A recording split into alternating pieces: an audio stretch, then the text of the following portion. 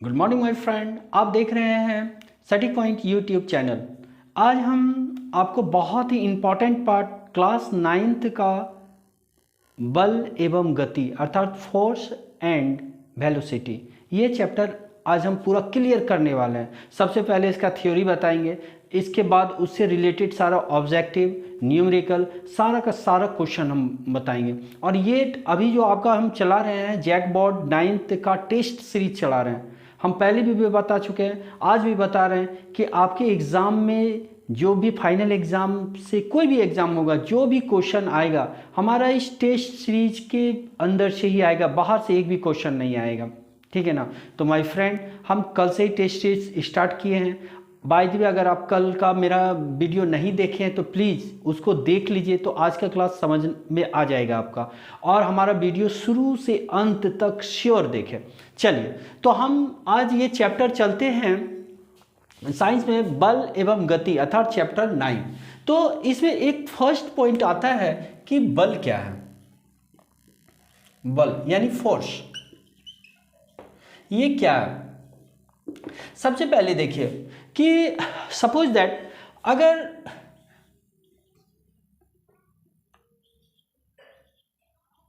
कोई कार या कोई भी बस या कोई भी चीज जिसमें मोशन है, जिसमें क्या है गति है, वो अगर आ रही है, अगर हम इसकी डायरेक्शन, सपोज दैट ये इस डायरेक्शन में मूव कर रही है, जा रही है, अगर हम इसके इस साइड से ही अगर हम लोग कोई बल लगाते हैं तो इसका डायरेक्शन, इसका जो गति जो है, इसका जो ये वेलोसिटी जो है वो क्या हो जाता है, इंक्रीज कर जाता है, बढ़ जाता है। ठीक है। तो हम क्या किए कि इसके गति में हम लोग क्या किए, परिवर्तन ला दिए। पहले जिस मोशन से वो जा रहा है अब उसका जो है गति अधिक हो गया। ये जिस दिशा या जिस डायरेक्शन में जा रहा है, अगर उसी साइड में हम बल लगाते हैं तो उसका क्या होता है, गति बढ़ जाता है। अब समझिए, अगर ये इस डायरेक्शन में जा रहा है और हमारे द्वारा लगाया गया बल जो है अगर उसके ऑपोजिट डायरेक्शन, विपरीत दिशा में अगर हम लगाते हैं इस पर,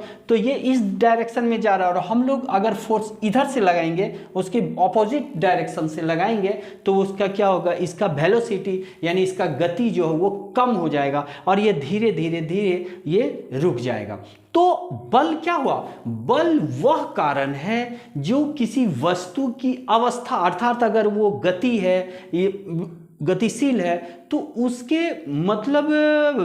गति में परिवर्तन कर देता। अगर वो अगर उसके डायरेक्शन में, जिस दिशा में जा रहा है उसी दिशा में अगर वो बल लगाते हैं तो ऑटोमेटिकली उसकी गति बढ़ जाती है। और अगर उसके विपरीत दिशा में अगर बल लगाते, यानी उसकी गति के विपरीत दिशा में अगर बल लगाते तो उसकी गति घट जाती है। तो ये क्या हो गया, बल हो गया। अर्थात बल वह गति है जो किसी वस्तु की गति यानी या उसकी अवस्था में हम लोग क्या करते हैं, परिवर्तन कर सकते हैं। ठीक है ना।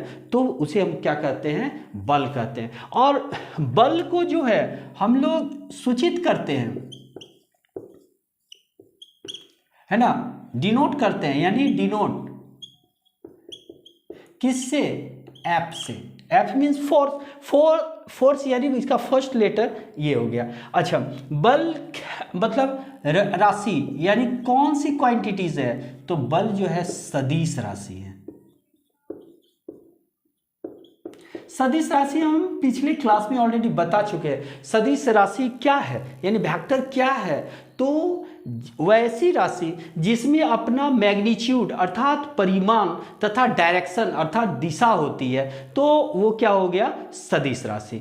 और वैसी राशि जिसमें अपना मैग्नीट्यूड और डायरेक्शन कोई फिक्स नहीं होता है, मतलब डायरेक्शन होता ही नहीं है, सिर्फ मैग्नीट्यूड होता है, तो यानी परिमाण होता है, तो उसे हम कहते हैं अदिश राशि। तो इसमें क्या है, बल में क्या है कि यानी बल यानी फोर्स में क्या है, उसका एक फिक्स डायरेक्शन होता है। तो हम अर्थात जिस डायरेक्शन में अगर किसी वस्तु में अगर हम लोग फोर्स यानी बल लगाते हैं तो उसकी गति में जो परिवर्तन होता है उसी डायरेक्शन, उसी दिशा में होती है। तो इसे हम लोग क्या कहेंगे, बल। तो बल को हम लोग डिनोट करते हैं एफ से। राशि कौन सी राशि हो गया, तो ये सदिश राशि हो गया। अब यह देखिए कि बल इक्वल टू, बल बराबर क्या होता है, तो द्रव्यमान गुने त्वरण। अगर हम लोग बल को F से डिनोट करें और द्रव्यमान को m से और त्वरण को a से, तो हम लोग क्या लिखेंगे, F equal to m into a। तो ये हो गया बल। अब जरा सा देखिए, अब अगर हम इसका जो है यूनिट के रूप में अगर डिनोट करेंगे तो F इक्वल टू m के लिए तो m होगा ही, m को हम लोग kg लिखते हैं, और ये क्या हो गया, एक्सेलरेशन यानी त्वरण। ठीक है, त्वरण इक्वल टू क्या होता है, हम यहाँ एक चीज बता देते हैं कि त्वरण इक्वल टू वेग बाय समय यानी टाइम। अब वेग के लिए हम लोग क्या लिखते हैं, मीटर प्रति सेकेंड। वेग इज इक्वल टू क्या होता है, मीटर बाय सेकेंड। यानी कि क्या, ये मीटर हम लोग क्या, अब इसको समझने के लिए आप देख लीजिए, वेग यानी इक्वल टू क्या होता है, दूरी बाय समय, और नीचे पहले से ही एक समय है। अब जरा देखिए, ये जो है दूरी को हम लोग मीटर से डिनोट करते हैं, समय को हम लोग s से डिनोट किए, तो s स्क्वायर हो गया, और ये जब ऊपर चला जाएगा तो ये हो जाएगा मीटर सेकेंड स्क्वायर। ठीक है, यानी कि आप f को किससे डिनोट करेंगे, यहाँ m है, ठीक है ना, तो m के लिए हम लोग क्या, यानी द्रव्यमान के लिए हम लोग क्या लिखेंगे, kg, और एक्सेलरेशन यानी त्वरण के लिए जो लिखेंगे मीटर सेकेंड स्क्वायर, तो मीटर सेकेंड स्क्वायर, ऐसे हम लोग लिखते हैं। ठीक है, तो ये F के लिए हो गया, यानी फोर्स के लिए हो गया। ओके माय फ्रेंड, जल्दी से आप इसको, यानी इसका यूनिट जो होता है वो होता है न्यूटन। ठीक है, ओके माय फ्रेंड, जल्दी से इसका स्क्रीनशॉट ले लीजिए। ओके माय फ्रेंड, अब हम यहाँ पर देखते हैं, आपको बहुत इंपॉर्टेंट चीज बता रहे हैं, जड़त्व। जड़त्व क्या है, जड़त्व किसी वस्तु का वह गुण है कि अगर कोई वस्तु जिस अवस्था में है वह उसी अवस्था में रहना चाहता है। अगर कोई वस्तु गतिशील अवस्था में है तो हमेशा वो गतिशील ही रहना चाहता है, अगर कोई वस्तु स्थिर अवस्था में है तो वह हमेशा स्थिर अवस्था में ही रहना चाहता है। तो ये क्या हो गया, ये वस्तु का इस तरह का गुण को ही हम लोग जड़त्व कहते हैं। तो अगर मान लीजिए कि कोई अगर पेन ही है, अगर ये रखा हुआ है, तो ये तब तक रखा, हमेशा चाहेगा कि हम इसी अवस्था में रहें, हमें कोई परिवर्तन ना हो। अगर कोई वस्तु गतिशील अवस्था में है तो हमेशा चाहेगा कि वह गतिशील अवस्था में ही रहे। तो वस्तु के इस गुण को ही हम लोग कहते हैं जड़त्व। अब देखिए, फर्स्ट हो गया, सेकेंड को ये हो गया गति का नियम। अब देखिए, गति का जो नियम है, ये गति का नियम किसने दिया, तो न्यूटन ने। और न्यूटन ने 3 नियम, रूल्स जो दिए, इसीलिए इसे कहा जाता है न्यूटन गति का, है ना, 3 रूल्स। अब जरा सा हम देखिए, इसमें फर्स्ट रूल्स क्या है, फर्स्ट नियम, फर्स्ट रूल्स है कि किसी भी वस्तु, यानी कोई भी वस्तु जो है अपनी अवस्था तब तक परिवर्तन नहीं करता है कि जब तक कोई उस पर बाहरी बल कार्य ना करे, या अगर कोई वस्तु अगर गतिशील अवस्था में है तो वह तब तक गतिशील रहना चाहता है कि जब तक कोई बाहरी बल उस पर कार्य ना करे, उसके गति के विरुद्ध में कार्य ना करे। ये हमको बताता है न्यूटन गति का पहला नियम। अब देखिए दूसरा नियम, दूसरा नियम क्या बतलाता है कि दूसरा नियम बतलाता है कि संवेग में परिवर्तन की दर वस्तु पर लगे हुए असंतुलित बल के समानुपाती है। तो यानी कहने का मेरा मतलब है कि कोई भी वस्तु है और इसमें जो संवेग होगा, हम जानते हैं कि संवेग क्या होता है, संवेग जो होता है वो द्रव्यमान गुने वेग, यानी द्रव्यमान जो होता है और उसके उसमें जो गति यानी वेग जो होती है, उसको दोनों को हम लोग इंटू कर देते हैं तो वो संवेग होता है। अब प्रारंभिक संवेग अगर P1 है, ठीक है, और सेकंड संवेग जो है P2 है, तो बोला जा रहा है कि संवेग में परिवर्तन की दर जो होती है असंतुलित बल के समानुपाती होती है। तो संवेग में परिवर्तन क्या हो गया, P2 माइनस क्या हो गया P1, और दर मीन्स क्या होगा, उसमें संवेग में परिवर्तन में जितना समय लगा उसको दर कहते हैं, और ये जो होगा समानुपाती होगा वस्तु पर जो हम लोग असंतुलित बल लगाएंगे उसके समानुपाती होगा। तो यही नियम 2 बतलाता है, यानी न्यूटन्स का सेकंड लॉ यही बतलाता है कि संवेग में परिवर्तन की दर उस पे लगने वाले असंतुलित बल के समानुपाती होते हैं। इसके बाद इसका थर्ड लॉ जो बतलाता है, न्यूटन का थर्ड लॉ बतलाता है कि देखिए अगर हम किसी वस्तु पर हम जितना बड़ा बल लगाएंगे, आप देखिएगा किसी वॉल पे ही आप अगर जोर से अगर आप मारते हैं तो आपके हाथ में उतनी ही जोर से दीवार के द्वारा बल लगाया जाता है, चोट लगता है। तो यही न्यूटन ने तीसरा नियम दिए कि किसी भी वस्तु पर लगने वाली क्रिया, यानी हमारे द्वारा जो किसी वस्तु पर क्रिया किया जाता है ना, तो उसके विपरीत प्रतिक्रिया होती है, यानी क्रिया के बराबर विपरीत प्रतिक्रिया होती है। यानी हम किसी वस्तु पर जितना बड़ा बल लगाएंगे वह वस्तु भी हम पर उतना ही बड़ा बल लगाता है। यानी आप देखते हैं कभी भी आप पानी वगैरह या किसी नदी में गए होंगे तो जरूर नाव पे चढ़े होंगे, नाव किनारे पर लगी हुई है, आप जैसे ही किनारे पे नाव से किनारे की ओर जंप करते हैं तो नाव भी पीछे उतनी ही तेजी से क्या होने जाने लगती है। यानी नाव पर आप जितना मतलब बड़ा बल लगाए, नाव भी आप पर उतना ही बड़ा बल लगा कर आपको किनारे की ओर धक्का दे दिया। तो ये क्या हो गया, आपका जो है वो न्यूटन गति का तीसरा नियम है। और जड़त्व नियम का, जड़त्व गति का जो है यानी न्यूटन गति का पहला नियम क्या है का उदाहरण हम देते हैं कि आप मान लीजिए किसी दरी पर आप खड़े हैं, अचानक कोई आता है आपके दरी जो है खींच लेता है, तो खींच लेता है तो आप झट से क्या होता है, गिर जाते हैं। क्यों?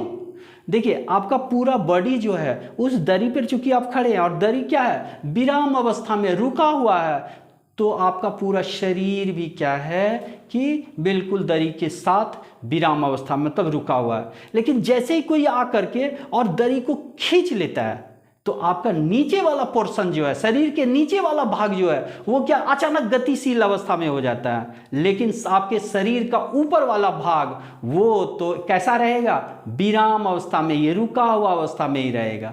तो नीचे वाला भाग तो मेरा गतिशील हो गया तो वो तो आगे बढ़ना चाहेगा, लेकिन ऊपर वाला भाग, शरीर का ऊपर वाला भाग वो चाहेगा जिस अवस्था में है, जड़त्व का गुण के अनुसार जिस अवस्था में है वह उसी अवस्था में रहना चाहता है, और इसलिए हमारा शरीर का नीचे वाला भाग आगे बढ़ जाता है और हम धड़ाम से गिर जाते हैं। ये किसको शो करता है, तो न्यूटन गति का पहला नियम। ओके माय फ्रेंड, जल्दी से इसका स्क्रीनशॉट ले लीजिए। ओके माय फ्रेंड, नेक्स्ट हम बहुत इंपॉर्टेंट मतलब एक चीज बतला रहे हैं, संवेग। हम बतलाएंगे संवेग क्या है। अब देखिए कोई पिंड है, अगर पिंड है यानी कोई वस्तु या कोई ऑब्जेक्ट है तो इसका अपना कुछ ना कुछ द्रव्यमान तो होगा ही। मान लेते हैं द्रव्यमान को हम लोग m से डिनोट किए, यानी द्रव्यमान को हम लोग किससे डिनोट किए, द्रव्यमान को किससे डिनोट किए, तो m से डिनोट किए। अब इस पर हम लोग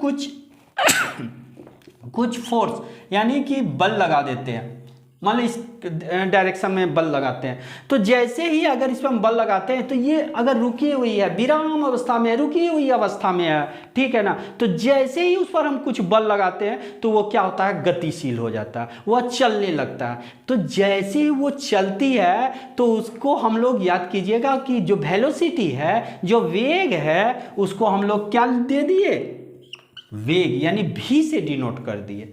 अब देखिए इसको तो गति मिल गया, अब गति जब मिल गया तो वो तो चलने ही लगेगा, और चलने लगेगा तो उसकी विराम अवस्था वाला जो जड़त्व का गुण है वो क्या हो गया, बदल गया। अब ये वस्तु चाहेगा कि हम चलते रहें चलते रहें चलते रहें जब तक हमको कोई रोक ना दे, ठीक है। तो अब हम यहां समझ रहे हैं कि संवेग आखिर क्या है। तो संवेग जो है वो संवेग बराबर होता है द्रव्यमान गुना वेग, द्रव्यमान गुने वेग। यानी कि याद रखिए माय फ्रेंड, संवेग को जो है हम लोग p से डिनोट करते हैं। तो अगर संवेग मेरा p है तो हम लोग यहाँ देखेंगे द्रव्यमान को हम लोग m से डिनोट करेंगे और वेग को हम लोग v से डिनोट करेंगे। तो द्रव्यमान इक्वल टू यानी संवेग क्या हो गया m इंटू भी, अर्थात द्रव्यमान इंटू वेग, यानी द्रव्यमान और वेग के गुणनफल को ही हम लोग क्या कहेंगे, संवेग कहेंगे। अब हम लोग जानेंगे कि संवेग का ये तो A1 हो गया, संवेग को हम लोग किसे डिनोट करते हैं तो P से। संवेग बराबर क्या होता है तो द्रव्यमान गुना वेग, ये तो हम लोग जान गए। अब संवेग का यूनिट जाने की कोशिश करेंगे कि देखिए यानी संवेग यानी P इक्वल टू m को तो हम लोग kg से डिनोट कर दिए, पहले ही बता दिए। देखिए मतलब किसी भी राशि को जो हम लोग डिनोट करते हैं, जो मात्रक होता है, तीन जो है 3 मेन यूनिट होता है, मूल मात्रक होता है। कौन कौन, तो द्रव्यमान को जो हम लोग डिनोट करते हैं वो किलोग्राम में।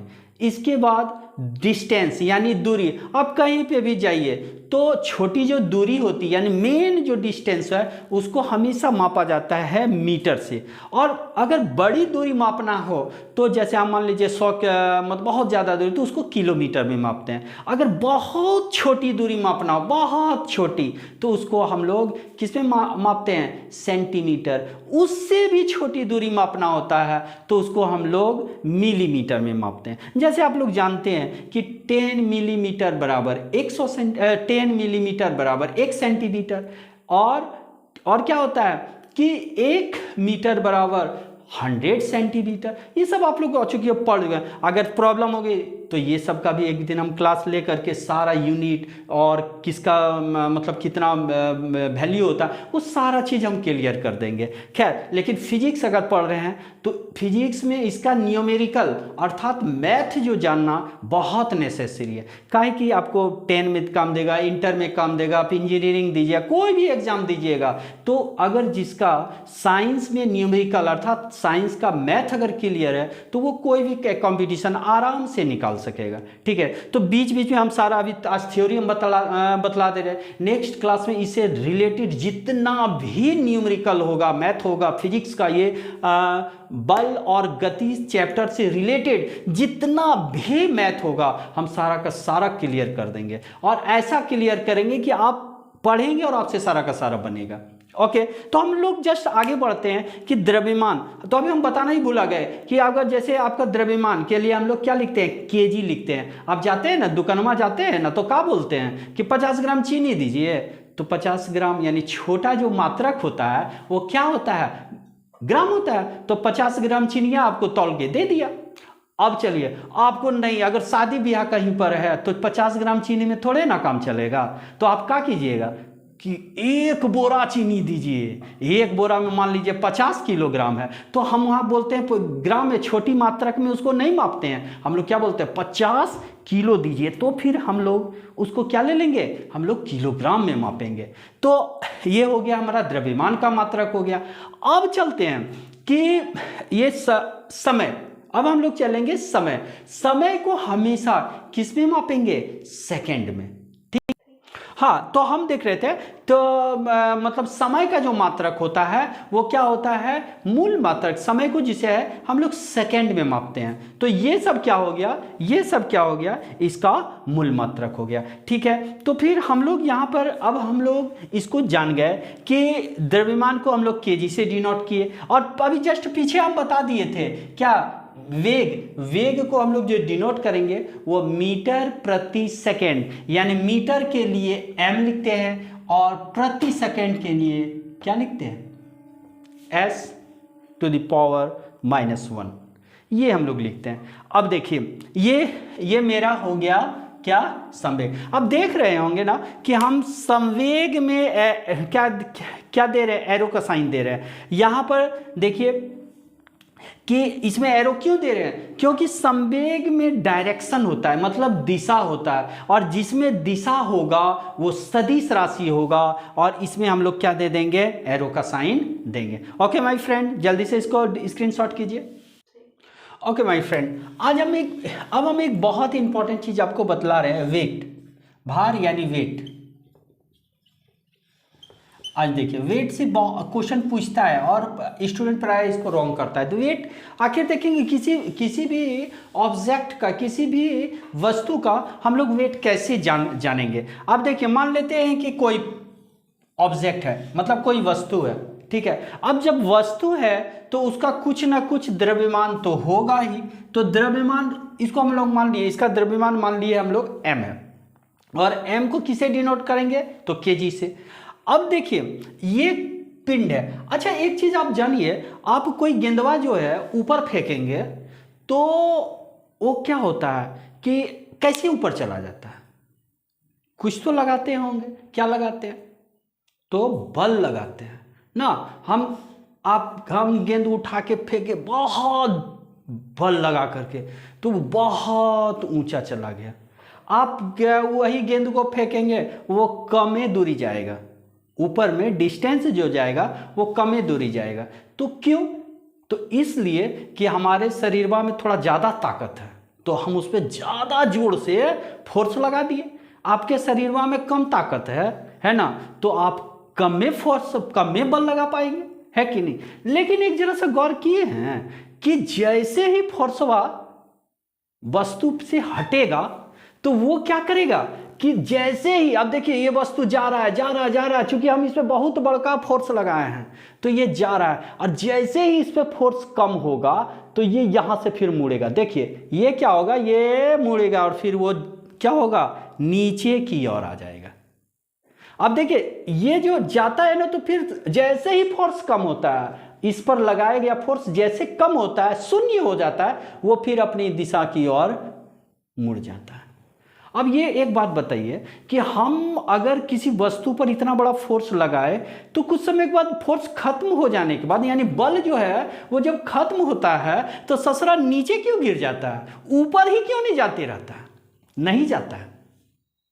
क्यों, क्योंकि हमारा जो अर्थ है ना, हर एक वस्तुएं को अपनी ओर खींच रहा है एकदम। हमको भी, आपको भी, हम यहाँ पर क्यों खड़े हैं, या कोई भी मतलब दो ऑब्जेक्ट या दो मतलब आप ही लोग एक दूसरे के निकट मतलब खड़े होकर के क्यों बैठ जाते हैं, क्यों, क्योंकि प्रत्येक ऑब्जेक्ट, प्रत्येक वस्तु एक दूसरे को क्या करता है कि वो अट्रैक्ट करता है, खींचते रहता है, और यही अट्रैक्शन फोर्स के कारण हम सब एक दूसरे के करीब रहते हैं। अगर जानते हैं, अगर ये पृथ्वी का जो है ये ग्रेविटेशनल फोर्स जो है, ये आकर्षण बल जो है, अगर जो पृथ्वी जो है सारे वस्तु को, सब वस्तु को कहाँ खींचता है, तो अपने केंद्र की ओर। ये अगर पृथ्वी है ना, तो इसका यहाँ एक सेंटर होता है, केंद्र होता है, और केंद्र में जो है ना बहुत बड़ी पावर होता है, बहुत सारे वस्तु को अट्रैक्ट करने का, खींचने का। इसी कारण क्या करता है, यहाँ पर ये देखिए पृथ्वी का, हम लोग जहाँ पर होते हैं ना सरफेस,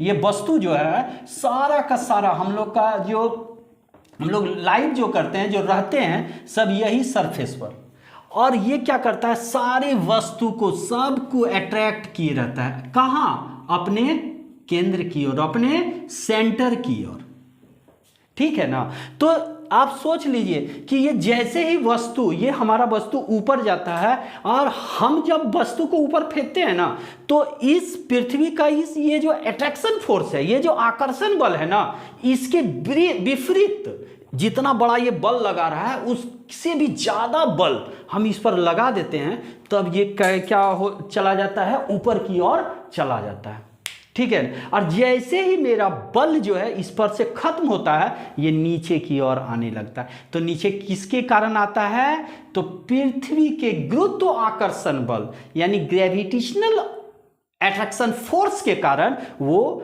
ये ऑब्जेक्ट जो है नीचे की ओर आने लगता है। तो हम समझ गए कि किस सारे वस्तु पर कौन सा बल लगता है, तो गुरुत्वाकर्षण बल, और जिसको हम जी से डिनोट करते हैं। ये जो पृथ्वी का गुरुत्वाकर्षण बल है, इसको हम लोग किसे डिनोट करते हैं? जी से। अब देखिए, पृथ्वी जो है, यानी तो इस वस्तु का जो है पृथ्वी के केंद्र की ओर लगने वाला जो भार का मान जो होगा, वो भार क्या हो जाएगा? mg।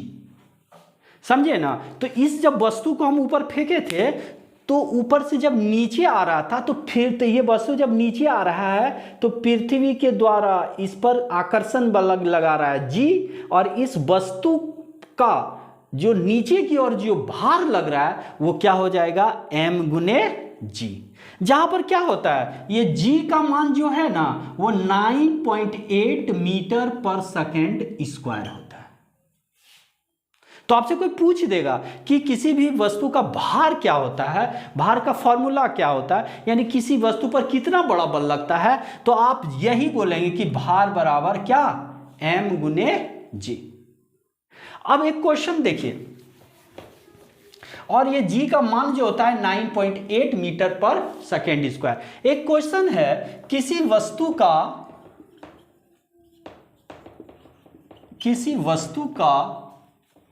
भार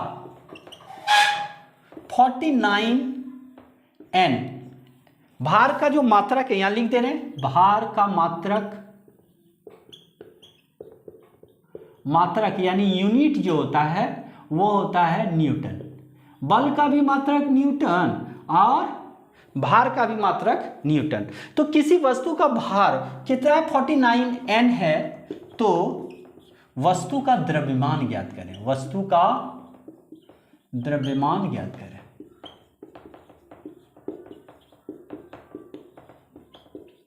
अब देखिए, हम तो झट से निकाल लेंगे क्या, कि भार को हम लोग जो है W से डिनोट किए, है ना? भार को जो हम लोग डिनोट करते हैं किससे? W से। अब देखिए W बराबर क्या हो जाएगा, अभी तुरंत बताया कि भार बराबर क्या? m गुने जी, तो mg हो गया।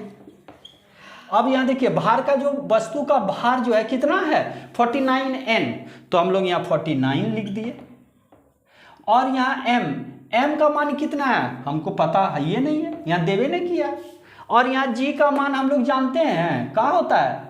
9.8।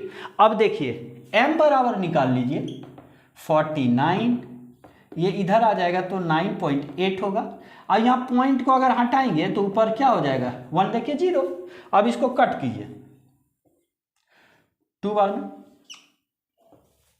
और ये कट हो जाएगा 5, यानी m भार equal to 5 newton. Okay my friend, जल्दी से इसका स्क्रीनशॉट ले लीजिए।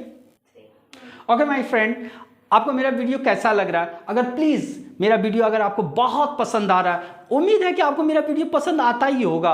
अगर नहीं आ रहा है तो फिर आप मेरा वीडियो इतना देख कैसे रहे हैं और फिर इतना पसंद कैसे कर रहे हैं? तो अगर आपको मेरा वीडियो बहुत अच्छा लग रहा है तो प्लीज़ आप हमसे जुड़े ही रहिए, और हमारे आत्मविश्वास बढ़ाने के लिए आपके लिए अच्छा से अच्छा वीडियो लाऊं, आपके लिए अच्छा से अच्छा मेहनत करूं।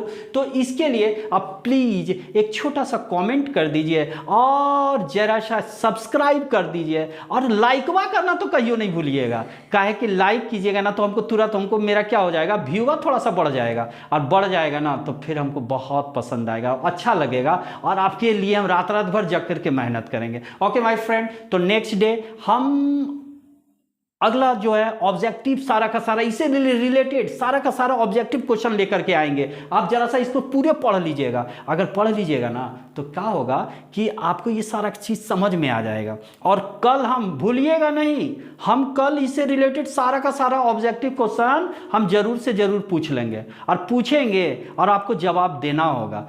ओके माय फ्रेंड, बाय, जय हिंद।